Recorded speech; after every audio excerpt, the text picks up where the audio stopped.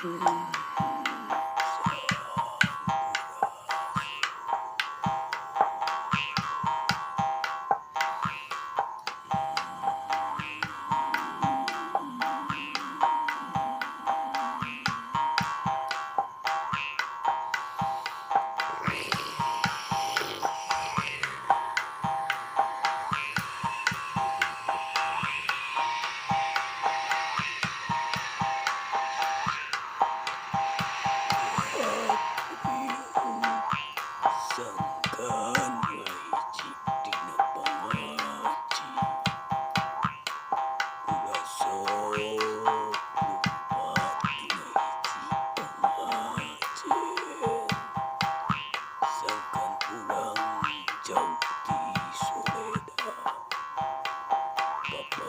Diri urang sangkan kapapak anu bakal hiji parantu anu pikeun pangikana diri.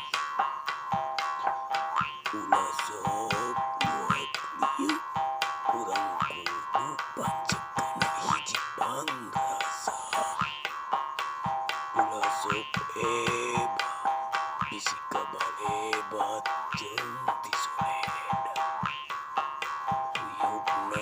Rasa ieu kudu bisa cicing dina panggeuy wujudkeun sukma hati